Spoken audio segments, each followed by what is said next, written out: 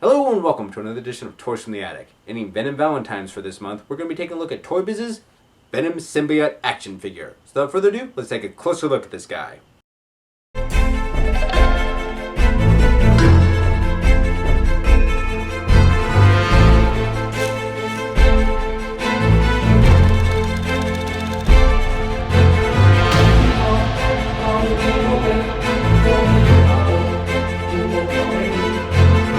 When Eddie Brock was no longer able to control the symbiote's unquestionable hunger, the symbiote separated from Venom. Without Brock to keep the symbiote in check, the creature went on a crazed rampage. This alien monster does not know right or wrong, it only knows its savage instinct. And there's no telling what this living evil will do next.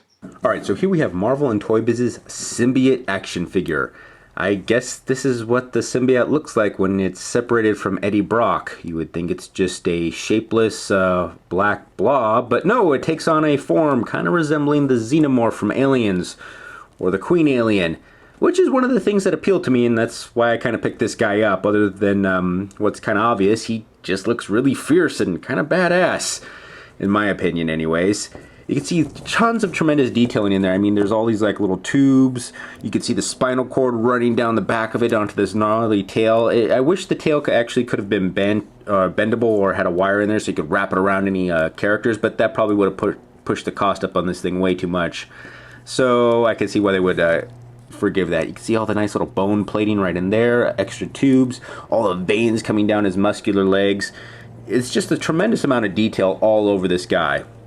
Now he does have some articulation. His arms can move up and down. His hands can move, or his wrists can move, I should say. However, his giant claws do get in the way of his face just a little bit when you're moving him, so you gotta kind of twist him around and then move him up. But man, look at the size of those hands. It looks like they're gonna tear right through you.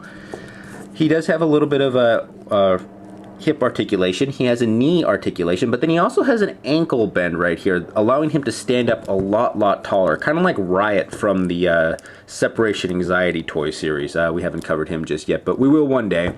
So that makes him look a lot taller than what he needs to be. He actually looms over any other Marvel character that was up to this day, except for the giant size ones, but I'm not counting those guys in this particular one. Now, he is actually part of the wave of Toy Biz figures that they were starting to bump up the scale, so he will stand a little bit taller than all the previous ones, where I believe those guys were 5 inches tall. But for the symbiote, you want something that is a lot more imposing and intimidating, so I kind of give it a pass on that one. Oh, I should also say that he has a little bit of head articulation right here, but these giant wings get in the way of it just a little bit. Now, you're probably thinking that the same thing I am, and there's one little flaw on this guy that kind of detracts away from the whole thing, and that's his mouth. All those little white things that are sticking out, giving him kind of this buck-tooth, dopey grin, those are actually supposed to be teeth. Yeah. Now, on the box art, it shows that they're teeth. I mean, because they interlock with each other. They're just nasty, gnarly, kind of almost something out of like Violator from Spawn. It's probably another influence for this particular mold. But just right here, how they look like these little tiny nubs, that are, especially how they stick out on the side, it just kind of loses its feel, and yeah, it just looks a little goofy.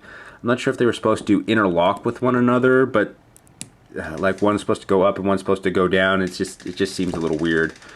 Now, the other thing that this guy came with was this little spider. You can see it actually has some real fur right here and soft, bendable legs.